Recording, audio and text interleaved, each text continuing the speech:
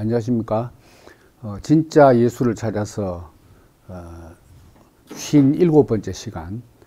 오늘은 르네상스의 이 마술 사상에 대해서 한번 말씀드리려고 합니다.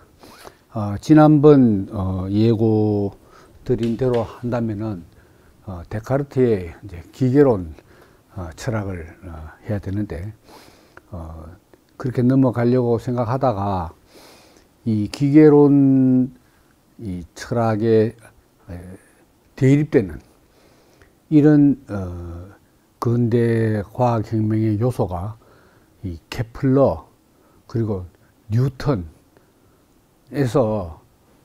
상당한 영향을 끼치기 때문에 이것을 한번 먼저 살펴보고 그 반대되는 데카르트의 기계론 철학을 살펴보고 뉴턴으로 넘어가야 되지 않을까 그렇게 생각이 됩니다. 우리가 지난번에 한 3차례 걸쳐서 공부했던 갈릴레오도 말하자면 이제 기계론 철학의 기계론 역학 개념에 들어가는 거죠. 요건 이제 그에 좀 대립되는 개념이다 이런 이야기입니다. 르네상스의 마술 사상인데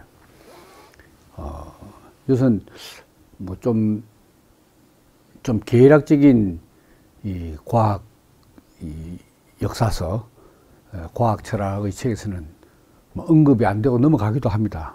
근데 좀 상세하고 깊이 있는 과학사 책을 보면 이것이 반드시 언급이 돼 있고 또 그 일본의 물리학자인 그 야마모토 요시사카라는 아주 실력자가 이 중력과 자력에 관하여라는 책을 거의 한 1000페이지 가까이 썼습니다. 출판상도 많이 받았는데 그분은 여기에 대해서 아주 역점을 두고 이야기를 하고 있는 그런 경우도 있습니다. 이제 르네상스가 언제부터 언제까지냐 라고 대충 한다면은 14세기부터 16세기입니다. 그러면 이제 서양 중세는 뭐 5세기 아니면 내지는 6세기부터 그럼 13세기까지 가 중세고 르네상스가 14, 15, 16이니까 그건 한 300년에 걸쳐서 진행되고 그 다음에 이제 근대가 17세기부터 쭉 내려오지 않습니까? 그럼 17, 18, 19를 근대로 한다면 20세기는 이제 현대라고 말하고 그래서 한 300년에 걸친 서양의 문화적인 사상적인 과학적인 흐름이라고 말할 수 있죠. 르네상스는 이제 아시다시피 르네상스 이제 불어인데 흔해상스 그 네상스가 탄생이라는 뜻입니다.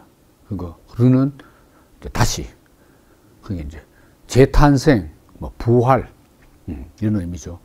그럼 뭐가 재탄생했느냐 하면 그리스 로마 문화가 재탄생했는데 그 중에서 특히 그리스 문화죠. 그리스 문화. 근데 이제 다시 말하면 이제 헬레니즘, 고대 그리스부터 해서 그 알렉산더 대왕이 이루어놓은 그 헬레니즘 문화가 다시 중세에 이렇게 묻혀 있다가 이게 이제 복원되는 다시 이제 지상에 얼굴을 드러내는 그런 이제 시기인데 14세기 초에는 이제 르네상스 인문주의로부터 시작했습니다. 인문주의.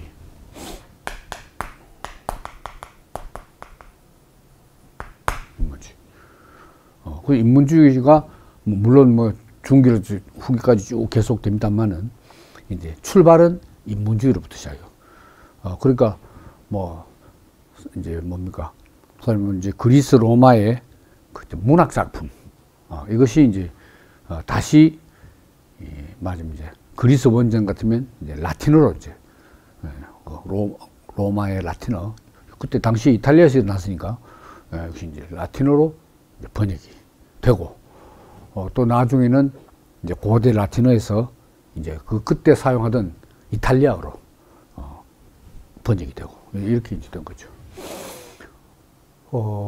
근데 여기서 이제 르네상스의 전모를 다 다루기는 어렵고 시간이 너무 많이 걸리니까, 그래서 이제 우리가 말하는 이제 과학혁명 17세기로부터 본격적으로 시작되는 이 과학혁명의 요 시기가 이제 태동기다 이거죠. 과학혁명의 태동기. 다시 말하면 17세기 과학혁명 뉴턴에서 완전히 열매를 맺었다면 이때는 이제 싹이 돋아나는 그런 시기로 볼 때 상당히 중요한 시기라고 말할 수가 있습니다. 그 말은 뉴턴의 이 물리학과 천문학이 그냥 그 시대에 영국의 자기 살던 시대에서 바로 나온 것이 아니라 멀리 보면 고대 그리스부터지만은 직접적으로는 르네상스 시기부터 출발해서 과정을 거쳐서 뉴턴에 와서 이제 결실하게 되었다, 이렇게 볼 수가 있는 거죠. 태동기. 그래서 이제 여러 방면에서 이야기를 할 수 있지만 이제 과학의 분야에서는 특히 이제 자력과 중력의 이런 이제 자력.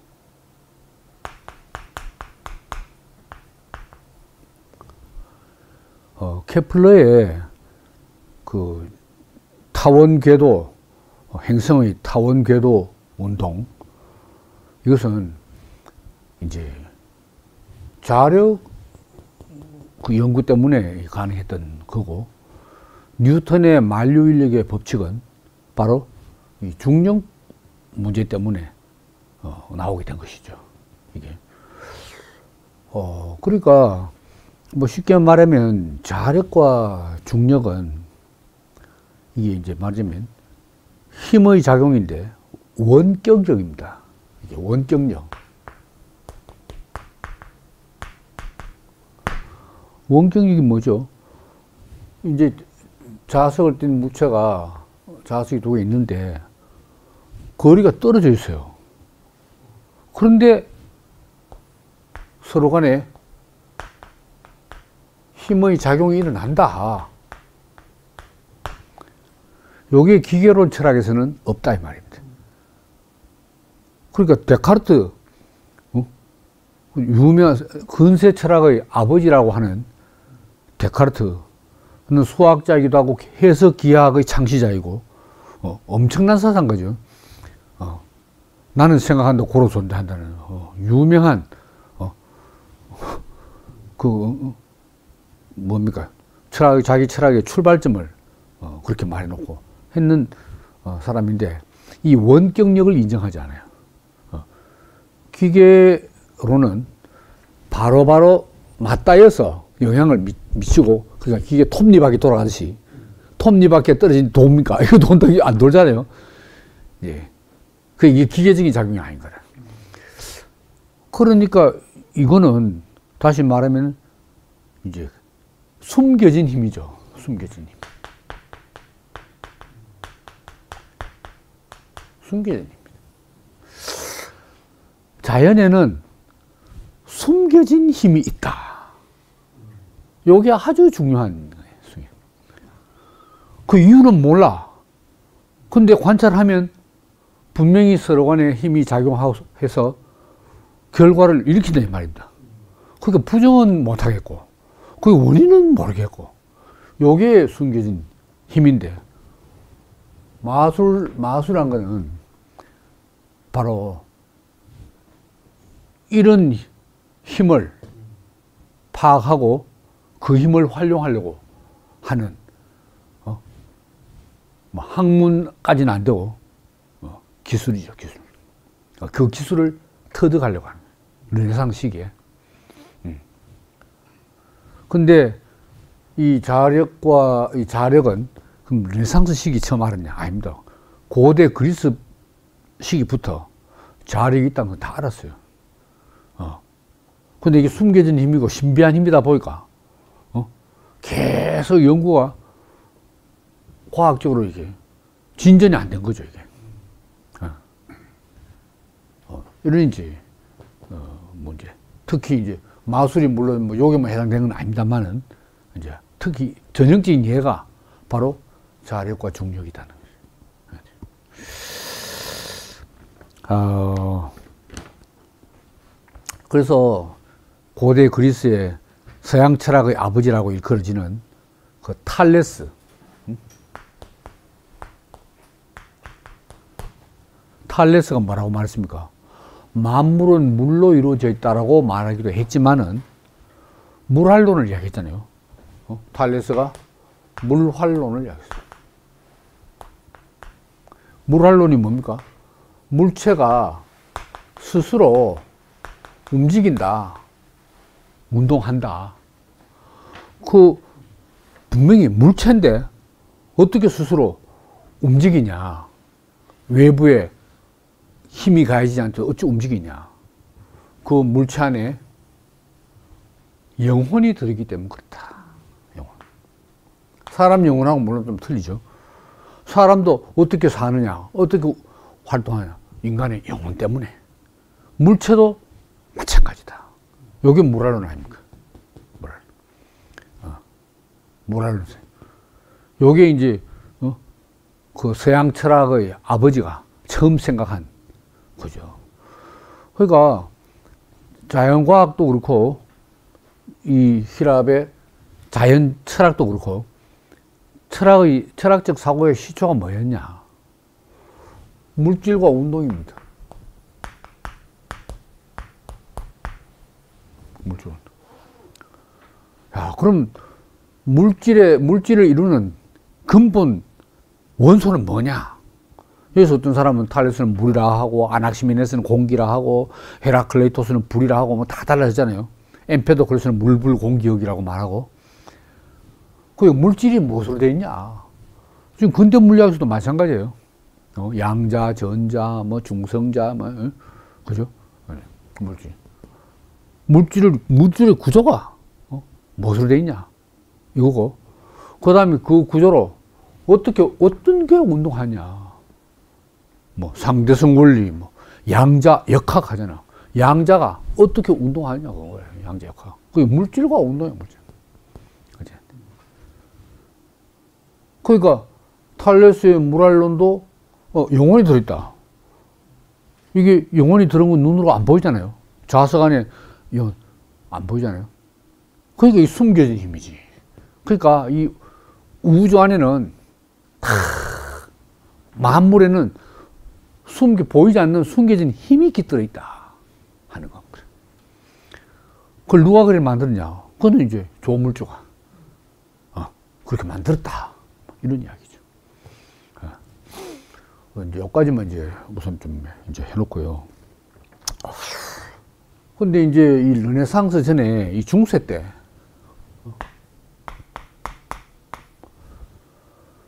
(5세기) 뭐 6세기부터 시작해서 이 가톨릭 교회가 된 거는 6세기부터 아닙니까? 부터 쭉 가톨릭의 위세가 갈수록 하늘을 찔렀죠. 아시다시피. 이럴 때는 이 마술 사상은 이제 완전히 이제 이단으로 찍혀 있기 때문에 표면에 나타나면 바로 화형되고. 네. 그게 지하에서. 그래서 이런 마술이 어디에서 제일 이제 어느 분야에서 제일 성행하느냐? 의술. 요즘 개념을 하면 민간요법. 뭐 근거는 없고 추측으로 하는 게 민간요법. 그리고 이 점술. 인간의 길흉, 화, 복을 미리 한번 알아보라는 이 점술. 이런 데서 이제 마술이 이제. 뭐 우리 도형에도 특히 뭐 사극 드라마 보면 그거 나오잖아요. 궁중에서 여인들끼리 암투가 벌어져가지고, 저주하는 이제, 뭡니까. 인형 만들어가지고 화살 쏘고 있잖아요. 죽어라, 죽어라. 뒤져라, 이거. 이렇게 하는 거. 막 찌르고. 이게 다 좀 유치한 일종의 마술이라고 할 수 있는 거죠, 이제. 뭐, 수리, 마술이 하는 거 있잖아요. 근데 이게 15세기, 14세기는 이제 크게 이제 뭐 인문주의로 시작해가지고 이제 문제는 우리 뭐 15세기부터 이제 16세기로 이렇게 쭉 나가면서 15세기의 이 중반부터 서서히 이제 마술 사상이 이제 드러나게 됩니다. 그리고 이제 사회적인 시대적인 배경은 왜 그렇게 이때부터 드러나게 됐냐? 15세기 중반부터 중반. 뭐 이 역사적인 지식 얼마나 되는지 한번 물어볼까요? 그 콘스탄티노플, 지금의 터키의 이스탄불, 거기에 동로마 제국을 콘스탄티누스 황제가 세워가지고 콘스탄티노폴리스 합니까? 콘스탄티노폴리스, 그 영어로 풀. 그 언제 망했나요?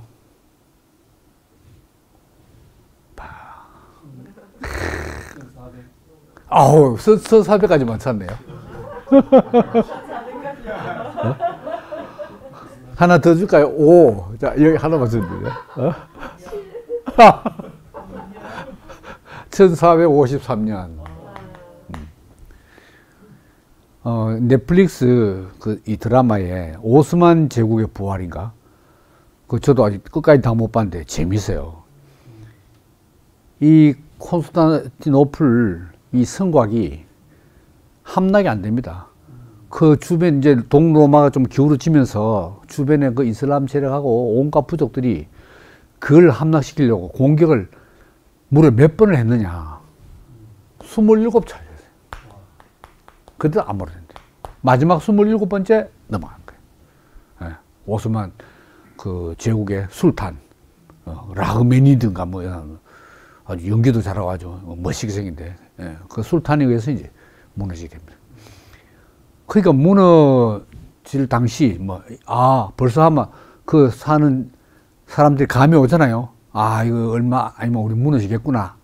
그렇게 생각해서 빨리 피난 간 사람도 있고, 무너진 다음에 이주한 사람도 있는데, 이 동로마 제국에 있던 이 많은 학자들이 몸만 오는 게 아니고 이탈리아로, 유럽으로 이 고대 문헌들을, 그리스 문헌들을, 로마 문헌들을, 고대 사본들을 가지고 왔는 거예요.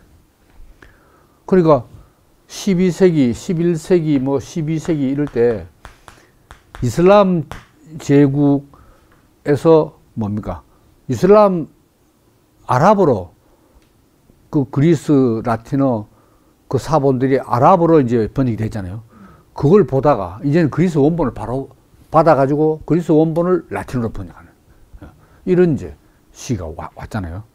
이때 많은 문헌을 가져왔는데 여기에서 이제 그 우리 갈릴레오 때 나왔습니다만은 갈릴레오가 그 기가던 궁정 그게 메디치 가문 아닙니까?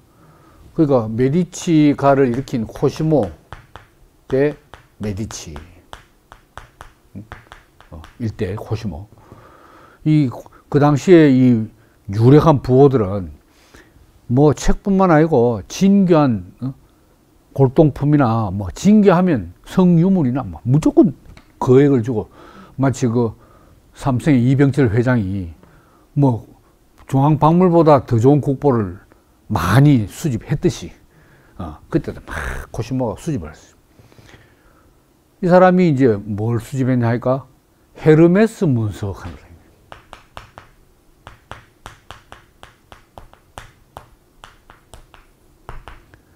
코르푸스 헤르메티카 헤르메스 문석. 근데 이 그리스로 된 필사본인데 그때 이 내용이 그 당시 사람들이 어떻게 알고 있었냐.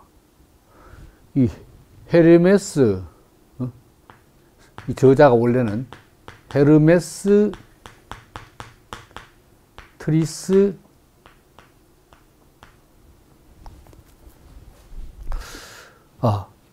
메가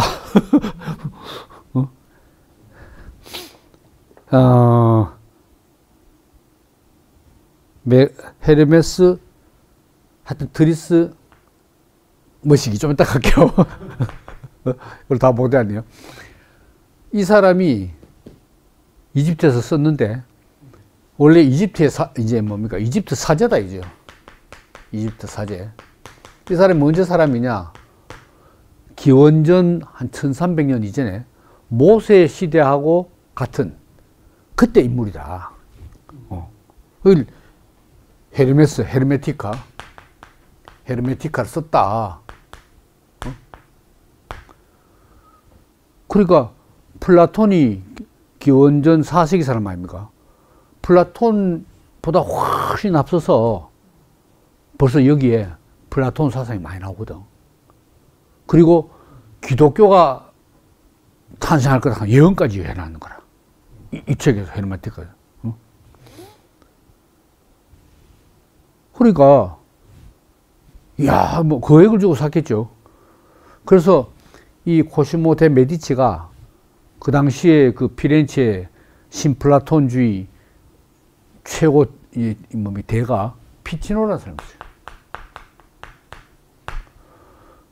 피치노가 지금 뭡니까? 플라톤의 작품 전체를 지금 이제 이탈리아로 번역하고 있는 거라 지금. 있는 와중에 이 책을 구입했네. 그러니까 이 코시모가 그거 하등 놔두고 빨리 이거부터 번역을 해라. 해서 이걸 번역했는 거예요. 그만큼 그 르네상스 그 당시에 지식인들이 열광을 한 거죠. 야, 뭐 플라톤 사상이 벌써 여기 다 들어있네. 그래서 이 르네상스 시기란 게 고대 그리스 문화의 부활 아닙니까? 로마도 로마지 무슨 그리스. 그러니까 이 고대인에 대한 고대 신앙, 고대 숭배 정신에 옛날 그리스에서 뭐 나왔다, 뭐 책을 발견하지 말면 사상이든지 뭐 예술이든지 뭐 모든 분야에서 무조건 숭배를. 그래서 옛날 고대인들이 말해놓은 거는 무조건 진리다. 뭐 이렇게 생각하고, 이 고대인은 신들하고 더 가깝다. 신들과 가까운 사람들이다. 이렇게까지 이야기해요.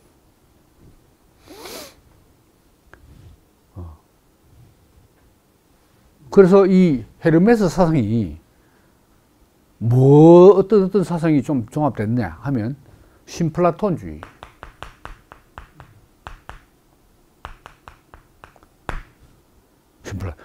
플라톤 사상을 더욱더 신비주의를 색채를 더 가미해서 바꿔놓은 거거든요. 플로틴수가 많은 신플라톤주의. 그 다음에 영지주의. 그리고 유대교 신비주의라고 할 수 있는 카발라 사상. 카발라인지 까발려인지 모르겠지만 카발라. 이런 전체적으로 좀 신비주의 색채.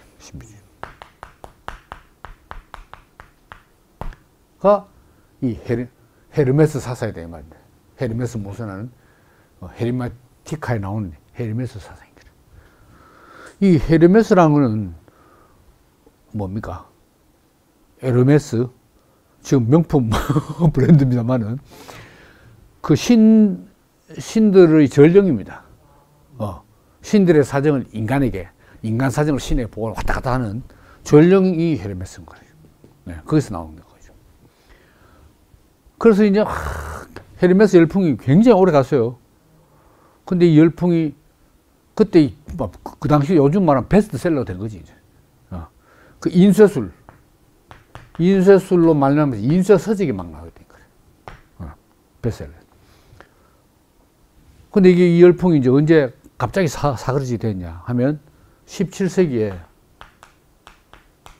문헌학자 까조봉이라는 사람입니다. 카조봉 이런 사람. 까조봉이라는 프랑스 사람이 이 문헌학으로 이 정말 고대 기원전 13세기에 썼던 거를 그리스어로 바꿔가지고 했는 거 맞나? 이 연구를 막 했는 거라. 하니까 거기에 나오는 많은 내용들이 옛날에 없는 내용이고 오히려 뭐 왜 그런 거 있잖아요. 뭐 어느 시대에 유행하던 단어냐 뭐 표현이냐 이런 거 있잖아요. 하니까 오히려 AD 2, 3세기에 쓰던 용법들이 거기서 일어난 사건들이 거기 기록 막 돼 있는 거라. 그걸 하나하나 뭐 딱딱 증거를 대니까 부인을 못 하는 거지. 그래서 벌써 여기에 이 사상들이 있었다는 게 뭡니까? 바로 이 사상이 나온 다음에 그걸 썼으니까 이 사상이 나오지. 미리 이걸 예언해서 쓴 게 아닌 거라. 그래 밝혀졌다는 거지. 근데 어쨌건 헤르메스 사상이 신플라톤주의와 함께 이 르네상스의 지식인들에게 엄청난 영향을 미쳤다는 거예요. 그게 있었어. 근데 이제 아까 다시 돌아오면 15세기 중반부터 마술사상이 어떻게 이렇게 지하에서 지상으로 올라오게 됐냐. 사회적인 분위기가 많이 바뀌었다는 거죠. 여기 이제 마술사상이 이제 이런 데서 많이 나오는데, 요 헤르메스 사상은 또 어떻게 이제 소개됐나 그 과정을 이야기했잖아요. 그러면 이제 그걸 받아들이는 이탈리아와, 우선 이탈리아 치면 이탈리아의 어떤 사회적인 분위기가 어떻겠냐 이거거든요. 그 당시 이탈리아는 교황청하고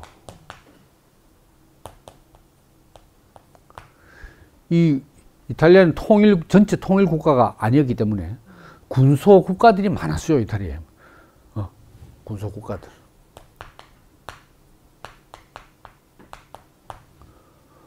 뭐 토스카나령 가는 거는 이 코시모 데 메디치가 이게 지배하는 토스카나령 아닙니까? 그건 사실 메디치 국가인 거야, 그게. 메디치가 거기서 코시모가 왕이야, 왕.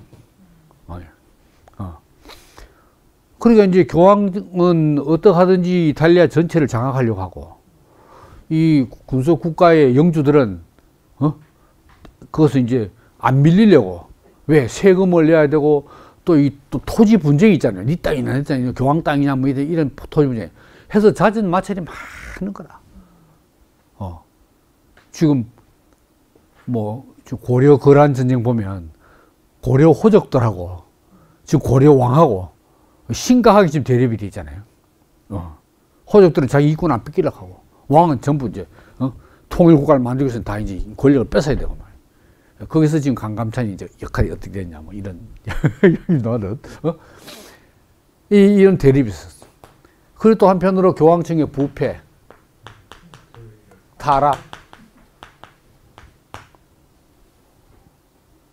이게 나중에 16세기 가서 뭐가 일어납니까? 종교개혁이 일어나는 거죠. 이건 16세기. 그 뒤에 이야기고. 그리고 이제 이때 사회 구조가 긴 세월 중세는 어떤 구조냐. 귀족, 그 다음에 성직자, 뭐, 성직자 위에 가야 되나? 하여튼, 성직자, 요게 이제 상류층이고, 여기는 농민. 농민은 다 소작농입니다. 왜냐면 땅이 자기가 없잖아요. 그 영주 땅인 거라. 그러니까 농사 지어가지고, 바치고, 겨우 먹고 살고, 이런 이제, 요런. 근데 점점 이제 도시, 상거래가 활발해지면서 이 사회 패턴이 바뀌게 되는 거라. 그래서 옛날에 없던 도시 시민들이 생기는 거라. 도시 시민층. 옛날에 없었어. 전부 농촌이었는데 도시가 막 생기면서 시민층이 막 생겼어요. 도시 시민층 가운데서 이 신흥 부르주아가 탄생합니다.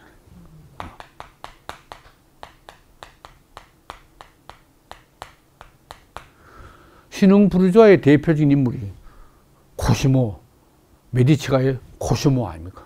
막강한 재력을 가지고 있잖아요. 그러니까 이런 사람들은 아주 이제 도시 시민들, 신흥 부르주아들은 현세적인 이익을 추구하는 거예요. 현세적인 이익 추구. 그럼 뭐 죽고 난 다음에 내세 내가 뭐 천당 가나 안 가나 뭐 그때부터도 그거보다는 천당 그 돈을 사면 되는 거고 면접으로 돈 사면 되는 거고 천당 가려면 돈 있어야 가라 이거지. 그렇습니다. 돈만 있으면 천당 가. 그러니까 현세적인 이익을 추구하는 거예요. 그러다 보니까 점점 이제 여기서부터 이제 마술 사상부터 점점 이게 발전하잖아요. 그러니까 이 카톨릭이 가르치는 구원관, 카톨릭적인 구원, 뭐 내세, 이 순박한 농민 시대는 무조건 하면하고 믿다가 요 이제 도시 시민들이 많이 깨었는 거라 이제 똘똘하게 돼서 그러니까 그거 뭐 맞나? 그리고 수시로 그때 뭡니까? 패스트가 만연해가지고 엄청나게 많은 사람들이 죽고 거기서 뭐 성직자도 죽고 말을 하니까 야 하나님 있다면은 어찌 이런 일이 생기냐 이런 불신도 생기게 되고 뭐 여러 가지 이유로 인해서 그래서 말하자면 이제 이 뭡니까 가톨릭의 이 지배력이 많이 흔들리게 된 거지. 그러니까 이제 밑에 뭐 찍소리 못하던 이 마술 사상 이루도 슬슬슬 열고 이 뭡니까 헤르메티카라든가 헤르메스 사상, 신플라톤주의, 영지주의 전부 뭡니까? 전부 이단 사상이지. 이단. 그러니까 이 마술 사상도 이 가톨릭스 볼 때는 이단 사상인 거예요. 이단 사상. 근데 이제 이단도 할 말 많다 뭐 이렇게 이제 올라오는 거지 이제. 이제는 말하고 싶다 뭐 이런 이제 된 거라. 네가 왜 거기서 나오고 하면 이제 나도 못 참겠다 뭐 이렇게 이제 나오는 거야. 그만 지배력이 흔들리니까. 자, 그래서 이 코시모 데 메디치 이 신흥 부르주아의 대표가 이제 말하자면 이제 플라톤 아카데미를 피렌체에 만듭니다. 플라톤 아카데미.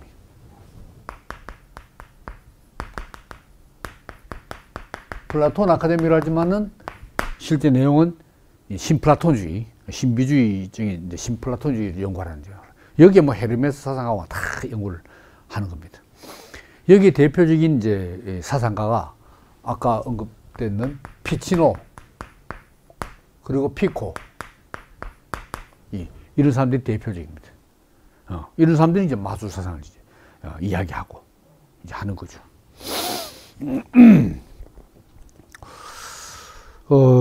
그래서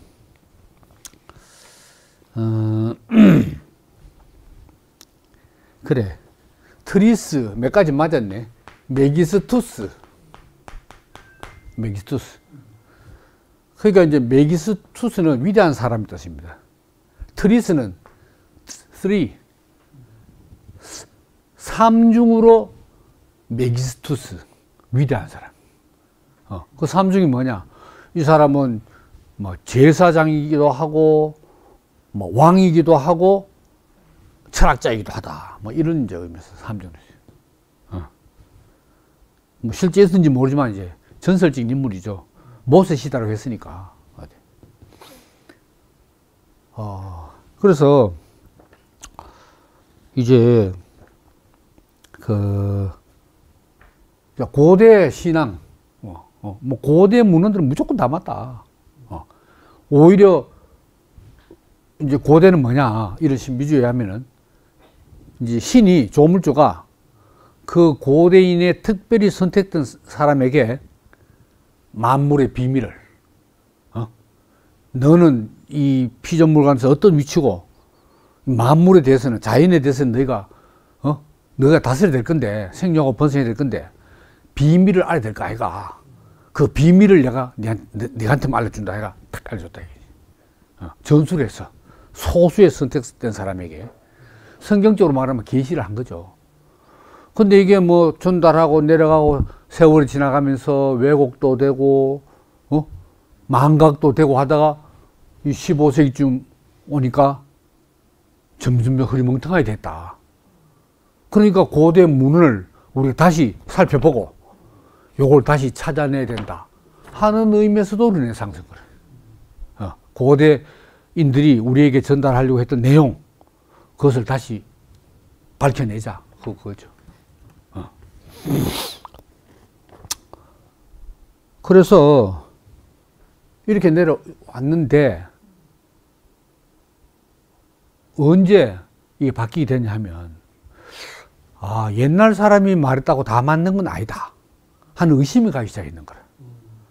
그게 직접적인 계기는 바스코 다가마, 뭐 희망봉 제일 먼저 발견했다는 사람 아닙니까? 바스코 다가마 하고 콜럼버스하고. 콜럼버스가 신대륙을 발견했어. 그러니까 뭐 지구 끝이 저쪽 가면 바다에 떨어진다라든가 뭐 엉뚱하게 이제 이야기해 놓은 그런 책들이 지리학책 얼마나 많습니까, 옛날에. 그거 다 모르고 하는 소린 거라. 진짜 콜럼버스 가보면 그게 아닌데 뭐. 그리고 나중에 마젤란은 죽었지만 돌다가 마젤란 배가 세계 일주를 했잖아요. 그러니까 뭐 고대인들이 인도에 있는 것도 몰랐고 뭐 전혀 모르는 거야. 모를 뿐 말고 막 틀리고. 그러니까 불신이 생겼어요. 고대인들에 대한 이제 불신이 생겼어요. 대항해 시대 때문에 이게. 그리고 이거 이제 뭐 좀 다 맞는 건 아니다 하다가 이거 완전히 틀렸구나 한 거는 16세기 중반에 오면서 이제 고대인들의 말은 무조건 믿을 게 못 된다. 이건 막 완전히 뒤집어서 다시 생각했다. 이렇게 됐다. 이 16세기 중반에 어떤 일이 났습니까? 1500 코페르니쿠스의 1543년. 역시 1543년에 천구의 회전에 대하여서 지동설을 딱 이야기해. 코페르니쿠스 오죽 한 명이 썼겠어요. 고대인들 대표 아리스토텔레스 못 믿는다 이거지. 이래 됐다. 이런 분위기입니다. 이제 이런 분위기.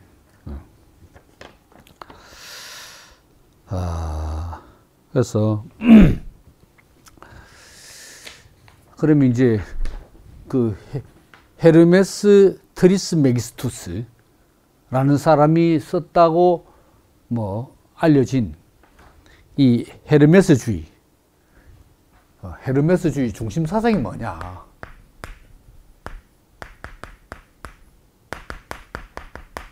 사상. 세계, 다시 말해 우주는 제1생명, 생물, 첫째 생물. 인간은 제2 생물. 그러니까 우주를 하나의 생명체로 본다. 물론 뭐 고대 그리스도 그랬어요. 그게 신플라톤주의에 와서 역시 이제 그 부활이니까, 르네상스니까. 생물. 그러면 이 우주는 다시 말하면 대우주. 그냥 우주 쓰면 또 한자 모르겠네. 우리말 쓰면 이게 생각할 거죠. 그러니까 내가 쓰겠다 이겁니다. 내가. 인간은 소우주. 마크로코즘, 매크로코즘, 미크로코즘. 미크로코스모스, 매크로코스모스. 대우주, 소우주. 요런 대응 관계를 이루고 있다. 요게 아주 중요한 사실. 그러니까 말하자면 인간은 이 대우주의 축소파이지 뭐. 그러면 대우주 확대판을 잘 알면 축소판도 알게 되고, 또 축소판을 잘 알면 확대시키면 그 대우주고, 서로 대응 관계에 있다. 이런 이죠. 그래서 하나의 이제 유기체다 이거죠. 그래서 이제 대우주도 이제 신의 가호를 받고 살고, 인간도 신의 가호 아래 살고, 그래서 인간은 지식과 기술로 이제 가지고 이제 이 사물을 지배하고 다스린다, 이런 사상입니다. 그래서 이제 아까도 말씀드렸지만은 이걸 모든 사람이 다 하는 게 아니고 선택된 자, 된 자가 우주의 신비를 알고 그 힘을 자유자재로 조정하는 것이 가능하다. 우주의 비밀을 알아야 그 우주를 활용할 수 있는, 자연을 활용할 수 있는 힘을 갖게 된다. 이런 이야기입니다. 그래서 이제 뭐 어떤 말이 거기 있느냐. 제가 헤르메티카 이거 번역본을 하나 샀는데 오늘 갖고 올라가도 안 가져왔습니다만 완전히 성경처럼 우리나라 번역본인데 가죽양장에 검은 가죽양장이죠. 뭐 경전처럼 해놨다니까요. 일어나서요.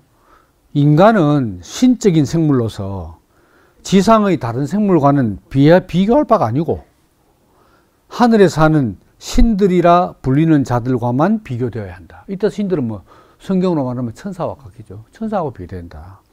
진정한 의미에서 인간은 신들보다 더 위에 있을 수도 있다. 아니, 힘이라는 점에서는 양자는 적어도 대등하다. 뭐 천사 힘이나 인간의 힘이나 인간이 꿀릴 거 없다. 이래까지 뭐 자신만만한 게 이제 르네상스인데. 그래서 지혜는 신과 인간에게만 주어진다. 인간은 위대하며 신의 수준으로까지 높아질 수 있다. 이렇게 말했어요. 그러니까 이게 중세의 이 신과 인간의 이런 위계 질서가 완전히 뒤집어져. 인간도 뭐 얼마든지 신처럼 될 수 있다는데 뭐. 야, 이게 이제 점점 자고해지는 거죠. 이 똘똘해지기 시작하니까 자고하게 되는 거죠. 자, 그래서 이런 인간관, 르네상스 시대에 또 특히 헤르메스 사상에서 이런 인간관을 많으니까 이 르네상스인들이 지금 막 이 뭐라 할까요? 전체적으로 희망에 부풀어 있고 모든 신세계를 발견하잖아요. 그럼 발견만 합니까? 거기서 가서 그 귀한 금을 무더기로 실어가지고 가져오죠. 진경 다 뺏어오잖아요. 야, 그러니까 날이 갈수록 계속 발전하고 전체를 향해서 지상을 향해서 막 뻗어나가니까 눈에 보이는 게 없는 거죠. 그러니까 이제 이 르네상스인의 에토스, 이 감성에 딱 드러만 호소력이 있는 거라.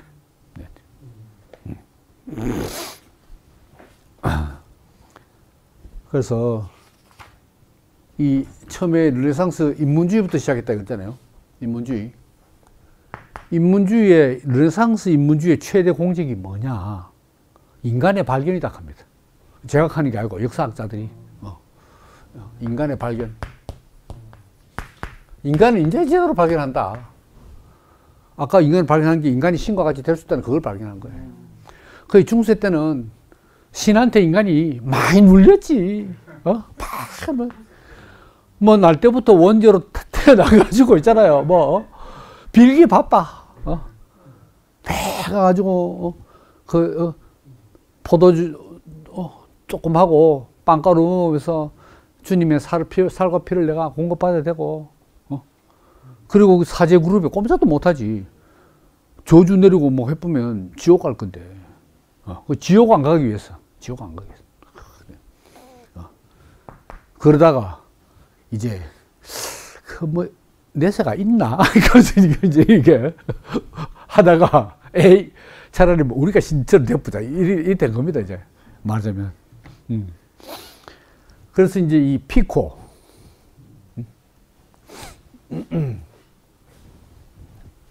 피코라는 사람이 이제 아까 피치노 피코가 대표적인 인물을 했잖아요. 피코.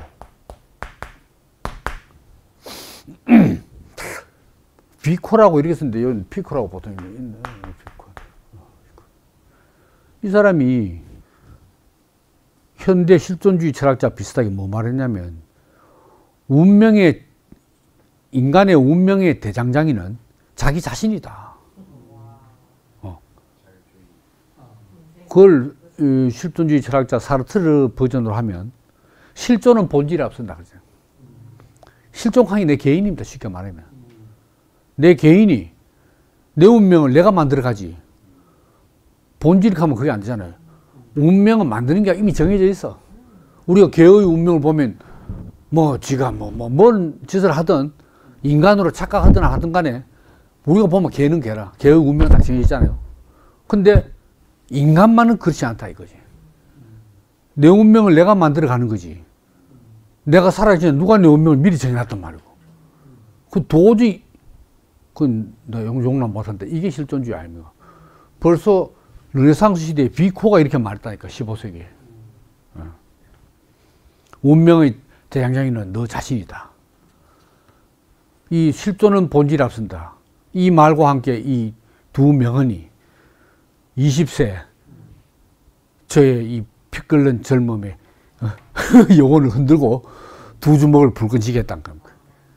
맞아. 내 인생을 내가 만드는 거야. 그러다가 그 험한 가시밭길을 걸으면서 피투성이가 되고 기진맥진해서 구원을 얻게 된 겁니까? 나무 이야기가 알 것 같네요. 제가 철학과를 왜 들어갔습니까? 말하자면 내가 신처럼 되기 위해서 간 거지. 지혜를 얻으면 신처럼 되는 거 아닙니까? 지혜, 사랑, 필로소피.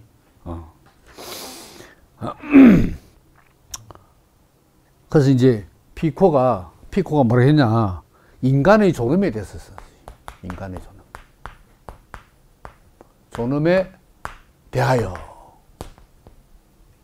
이런 책을 썼어요. 여기서 뭐라 했냐. 인간은 위대한 기적이며 신은 인간을 세계의 중심에 두었다.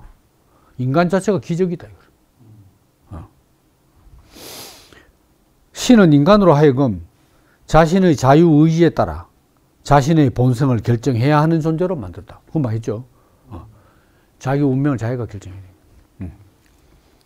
인간은 숙명을 감수하는 수동적인 존재가 아니라 자율적으로 결의하고 선택하며 주체적으로 세계에 작용하는 가능성을 가진 능동적 존재이다. 수동적 존재. 능동적 존재.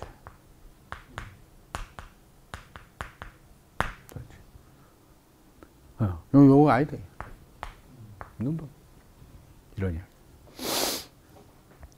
야, 이러니까 중세 사회에서 철저하게 신분적인 이데올로기에 매여있던 인간관수는 생각할 수 없는 거지. 아니, 농민이 여기서 뭐 소작농이 뭐 자유는 무슨 자유가 있습니까? 입에 풀칠하기 바쁜데. 그 이런 사상이 나온 것도 다 이 도시 시민층이 형성되고 신흥 부르주아가 계급이 생기니까 이 여유가 생긴 거지. 이제. 배부르고 여유 생기니까 이제 그렇지. 그래서 이제 인간에 대한 드높은 창가, 고양된 자아의식, 을 말하고 있다. 고양된 자아의식. 뭐 그때하고 지금하고 뭐 딱 맞게 딱 맞아 떨어지게 비교되는 건 아닙니다만은 하여튼 제 클 때 제 젊은 시절 더 느려서 어린이 시절의 그 어린이 분위기하고 지금 우리 사회의 어린이 분위기를 하늘과 땅 차이예요. 제 살던 시대가 여기로 말하면 중세 시대였다면 지금 어린이는 르네상스를 거쳐서 완전히 근대로 나가는, 와.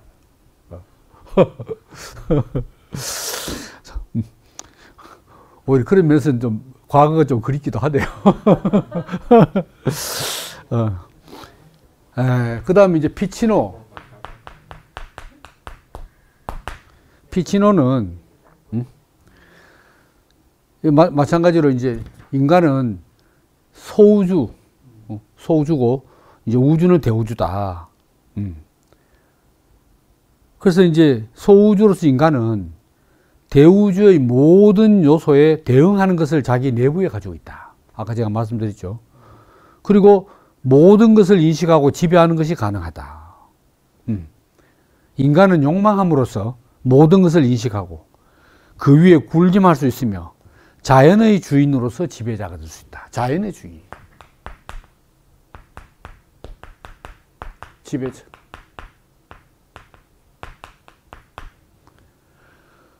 그러니까 이제 이 자연은, 다시 말해 또 이제 우주는 아까 말한 숨겨진 힘, 보이지 않는 힘의 네트워크로 딱 조직되어 있는 거라, 우주가. 그 힘의 네트워크를 잘 발견해가지고 내가 인식을 하면 그 힘을 이용할 수 있다, 이거지. 그래야 지배하고 주인으로서 지배를 하잖아요. 자연 위에 군림을 할 수 있다. 그게 더 확실하게 틀이 잡힌 게 뭡니까? 근대 과학인 게. 현대 와서 더 확실하게. 이때부터 벌써 그런 사상이 나왔다는. 자연을 지배하고 다스리려는 이제. 그래서 이제 신, 인간, 자연,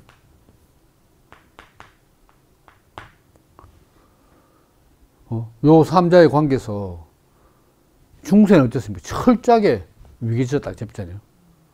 근데 이제 인간은 자기가 스스로 신이 되고자 하고, 위로는 머리 치받고, 밑으로는 자연 셀이 발 아프고.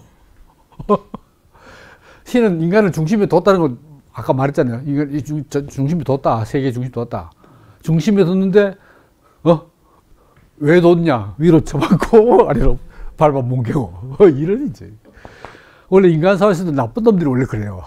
나쁜 놈들이 아주. 야, 그래서 마술이 뭐냐? 남이 하면 불륜, 내가 하면 로맨스. 남이 하면 자수리반, 내가 하면 끼어들기. 이런 거. 신이 하면은 기적. 내가 하면 마술. 여기입니다. 신의 기적 행위를 내가 신처럼, 신 대신해서, 아니면 신 못지않게 내가 자연에 대해서 기적을 행사한다. 이겁니다. 이제. 야, 그러니까 진짜 신처럼 되는 거지. 마술이 기적이 별거냐. 신도 딱 요 자연의 원리를, 자연의 숨겨진 힘을 자기가 만들었으니까 네트워크를 다 할 거 아닙니까? 그러니까 딱 그걸 이용해가지고 보면, 인간이 볼 때는, 와, 어찌지 하는데 그게 이유가 있는 거라.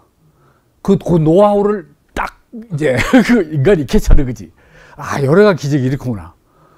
그 인간이 하면 마술이 되는 거예요. 마술. 신과 같이 데려가기 때문에. 그러니까 신처럼 기적을 베푸는 행위를 자기가 할 수 있다면 들어올 게 뭐가 있어요? 못할 게 뭐가 있어요? 안 되면 되게 하라. 제 해병대 있을 때 그거가 안 되면 되게 하라면 귀신 잡는 해병 이런 건데 안 되면 되게 하라. 이게 안 되면 되게 하라. 이 마술이 그러니까. 야, 그러니까 이 마술이 어디에 숨어져 있었냐? 바로 헤르메티카라든가 신플라톤주의 사상이라든가 이런 데 다 마술적인 노하우, 마술을 부릴 수 있는, 행사할 수 있는 그런 지혜가 다 들어있다. 그러니까 새로 없는 걸 하는 것보다도 이미 다 그렇게 숨겨놨으니까 고대 문헌은 쫙 연구를 해야 된대. 뭐 이 카발락한 것도 마찬가지입니다. 유대교의 신비주의 카발락한 것은 성경에도 숫자가 많이 나오잖아요. 뭐 성막 구조는 뭐 몇 규빗 하고 전부 숫자 아닙니까? 그 숫자가 그냥 숫자가 아니고 다 그 의미가 있다. 신약 유대교는 뭐 구약이지만 신약에도 왜 666하고 뭐 많잖아요. 그 숫자의 의미를, 숫자에 숨겨진 그 신비한 힘을 알아내려고 하는 거예요. 구약에 적용하면 유대교는 이제 카발라고 그런 거죠. 이제. 피타고라스에서는 수비학, 수의 신비한 수가 숫자가 가지는 신비한 힘을 연구하는 게 수비학이게 비밀할 때 비죠. 수비학, 수비학. 야, 그래서 자연과의 관계에서 인간의 이 주체성, 능동성.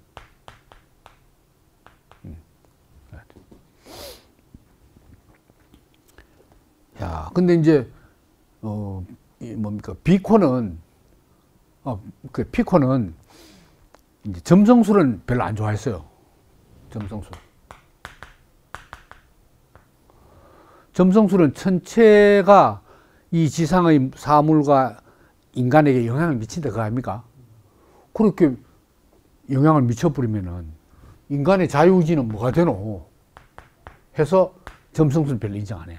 이 비코는. 근데 이제 피치노는 이제 이 사람이 원래 이제 의사이기도 하고 그 당시에 뭐 갈릴레오 시대까지도 그렇고 의사들이 점성술을 왜 많이 공부했다 그러잖아요. 왜냐하면 천체의 영향을 인체가 받는다고 생각하니까. 왜? 대우주, 소우주니까. 받는 생각하니까 이제 의술 때문에 연구를 많이 했다 이거죠. 이 사람은 이제 전체를 이제 인정해요. 점성술 인정하고, 피치노는. 그래서,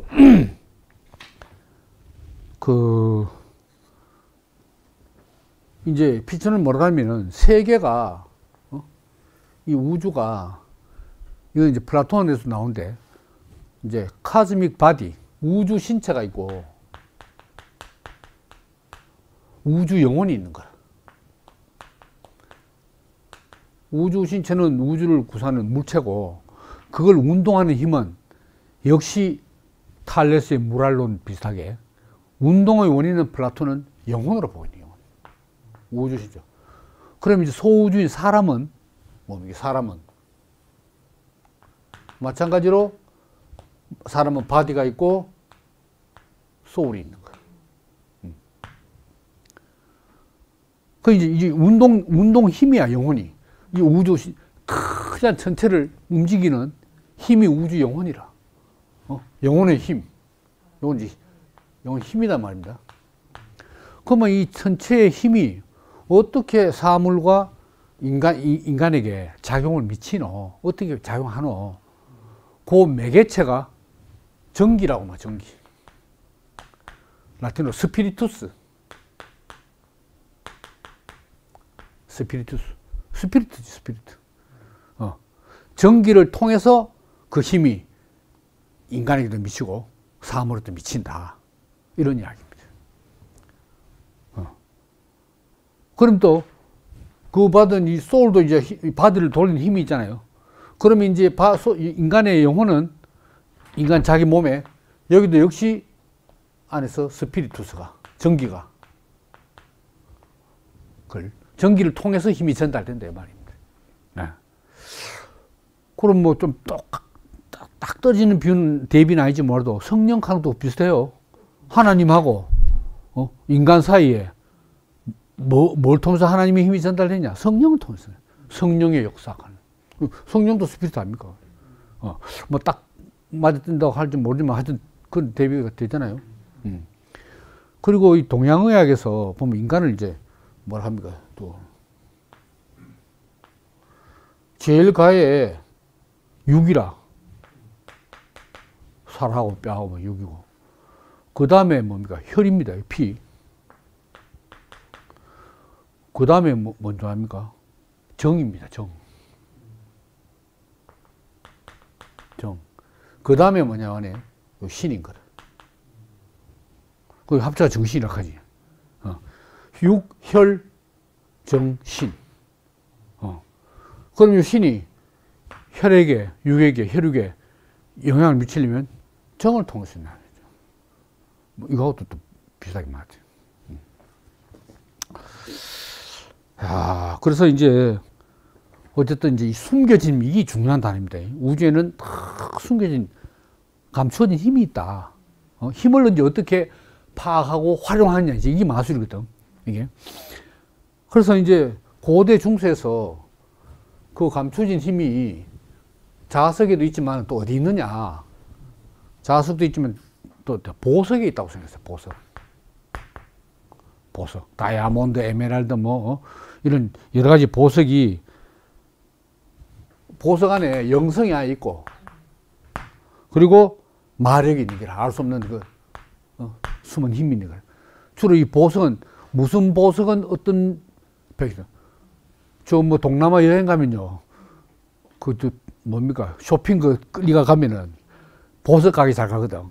그러면 진주 목걸이 그만 뭐 좋고 하니까 뭐 써줘 봐요. 진주는 뭐 무슨 병이 사람 좋고 있잖아요. 뭐 걸면 좋고 뭐.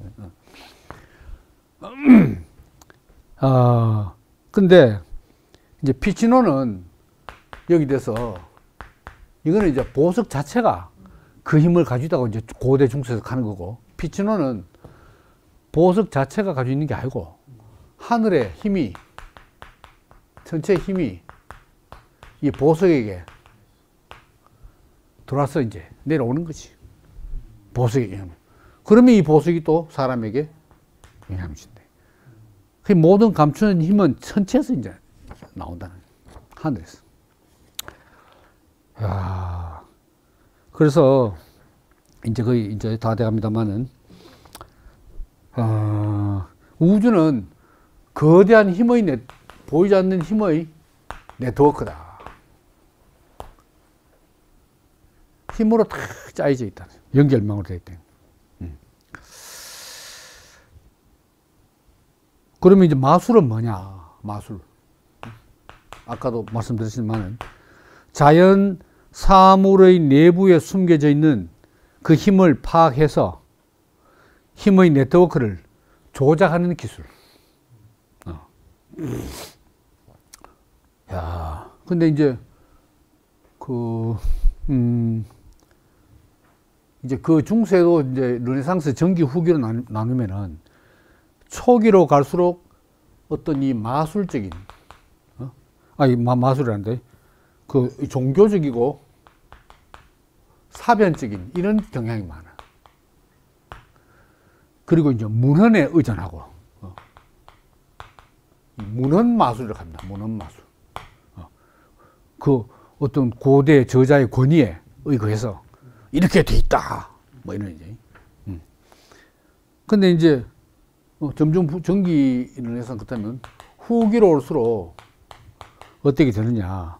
상당히 경험적이고 수학적이고 실천적이다. 경험적, 수학적, 실천적 성격의 마술을 가진 요게 뭘로 가느냐. 바로 근대 과학으로 나아가는 바로 앞단계다. 근대 과학은 뭡니까? 그러니까 이제 실험, 수학적 추론, 기술적 응용 이런 거다 이거죠. 거의 그러니까 이제 피코하고 피치노 이런 사람들은 이 사악한 마술하고 사악한 마술하고 자기들의 마술을 구분해요. 이게 자연 마술이라고 하죠. 자연 마술. 그래서 사악한 마술은 다른 말로 하면 민간 마술. 보통 우리가 마술 하면 떠올리기 전부 민간 마술이지. 그래서 이거는 말하자면 이제 다이몬 마술이라고 해요. 다이몬 마술이 뭡니까? 다이몬이 영인데 이게 성령이 아니고 악령을 이용한다. 악령. 다이몬 마술. 이런 거는 이제 안 된다. 피코와 피치노는. 이건 자연 마술. 요거는, 이제, 영어로 하면은 무슨 마술이냐.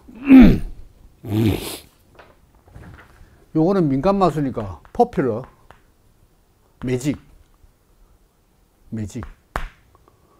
요거는 뭐냐면 지적 마술. 지적 마술, 인텔렉츄얼 매직. 지적 마술. 그러니까 이 피코와 피치노에 의해서 당시 유럽의 지식인들 사이에 급속도로 이 마술 사상이 쫙 퍼져요. 세련됐거든요. 이거 좀 찝찝하잖아요. 괴기스럽고 귀신스럽고. 여기 중세 때는 뭐 거의 이런 성격이지. 근데 여기에서 이제 이쪽으로 전환되는 게 지금 르네상스 이 마술한 거는 이제 거기서 이쪽으로 전환되는 자연. 그러니까 우리가 이 과학혁명을 다루면서 언급을 하는 거죠. 자연 마술. 그렇죠. 막 그렇게 되고. 그래서 이제, 저거, 한데, 뭔가 제가 하나 중요한 걸 이야기를 하려고 그랬는데,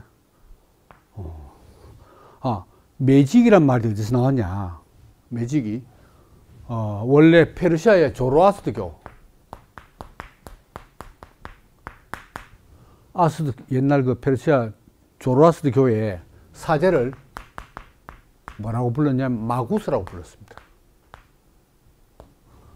마구스는 단수고 그 복수가 마귀입니다. 사제들. 요게 이제 영어에 이제 매직이 된 거지. 마술, 마법. 알아두면 그것도 좋은 그런. 그래서 이제 뭐 결론적으로 말씀드리자면 이 우주 안에 그 숨겨진 힘이 있다. 이 숨겨진 힘을 어떻게 알아내고 이걸 말하자면 이제 정량화, 양적으로 표시하고 수학화, 수학적인 공식으로, 법칙으로 읽어내느냐. 요게 이제 과학의 과정인 거예요. 아직 피코나 피치노는 그런 단계까지는 못 갔어. 상당히 살아있는 생물로 보고, 상당히 좀 신비적인 요소 많잖아요. 신플라톤주의하고 헤르메스에서 막 했으니까. 그걸 그런 식으로 생각했는데, 이게 이제 뒤에 바돈을 이어받아 가면서 점점 신비적인 요소가 이제 점점 이 숨겨진 힘이 없어지고, 요게 수학화가 되는 거야, 수학화. 요 수학화의 이제 결실이 뉴턴의 만류인력 법칙 아닙니까? 수학적인 공식으로 탁 나와. 이래 되면 어떻게 되냐. 이게 특수한 소수의 선택받은 사람에게, 탁 해서 그 사람이 신과 같이 되고, 자연 위에 군림하고, 이래 하는 소수의 특권층을 만들어 보잖아요. 막 가능하다 해도. 근데 이게 이제 과학이 된다는 것은 바로 누구라도 양적으로 정량화한 건 이제 양적으로 정해진다 이 말인데. 정량화, 양적. 수학, 그러면 이게 보편적이 되고 객관적이 되는 거예요. 아직 마술 단계는 너무나 그에 반해서 주관적이고 개별적이 되는 거예요. 보편화가 안 돼요. 주관적은. 그래 이제 제가 이제 이런 걸 보면서 뭐가 생각나냐. 그러면 뭐 우주와 대우주, 소우주, 뭐 대우주도 코즈믹 바디, 인간은 신체 바디 이런 관계인데, 그럼 이 숨겨진 힘이 그럼 하나님하고 사람 사이는 그럼 도대체 어떤 관계냐. 제가 이 보면서 쭉 종교 안에 이런 마술적인 요소가, 민간 마술 같은 요소가 너무나 많은 거라 생각해요. 한번 생각해봐요. 자, 종교재판 해가지고 다음 시간에 이제 언급되겠습니다만은 종교재판, 마녀 사냥을 해가지고 200년 동안 했어요. 해가지고 마녀가 유럽에서 몇 명이 잡혀왔냐. 대부분이 막 8, 90% 여성들인데, 그리 마녀라 하지. 9만 명, 9만 명. 200년. 마녀 사냥을 해가지고 9만 명을 잡아들여서. 그래가지고 절반 이상을 화형에 처해버린 거래. 근데, 잡혀온 마녀들 중에 자기가 마녀인지도 모르고 와서 뭐. 왜 그냥 민간요법으로, 그때 뭐 병원이 있습니까? 무술이 올 수 있습니까? 그러니까 뭐 우리 시골에도 그런 사람 많잖아요. 할머니들 뭐 해가지고 말이에요. 그럼 다 잡아가는 거예요. 그러면은 성당에서 미사 드리면서 빵과 포도주 해가지고 이거는 입에 들어가면은 자 사제가 축사하고 입에 들어가면 예수님의 살과 피로 변한다. 그거는 마술 아닙니까? 그러니까 네가 하면 마술이고 내가 하면은 기적이다. 이래야 된다 이거지. 야, 그럼 인간이 어쨌든 기도를 했다. 기도를 했는데 그럼 누구한테는 응답 안 오고 그 실제 또 응답이 왔는지 안 왔는지는 자기 생각이지. 어떻게 객관적으로 확인할 수 있냐 이런 거. 우리 옆에서 들어보면 전부 자기 생각으로 한 응답이 많은데 이런 거. 그러니까 자 뭐 흔히 하는 말로 성령의 역사다. 성령. 성령이 다 막연한 거 아닙니까? 그렇다고 뭐 없다고도 할 수는 없는데 성령의 역사가 뭐 어떻게 누구에게 너무나 주관적이고 개별적이고 신비적이고 여기에 매달려 가지고 성령 체험 한번 받으려고 하면 참 인생이 참 비참하고 불쌍한 거 아닌가요?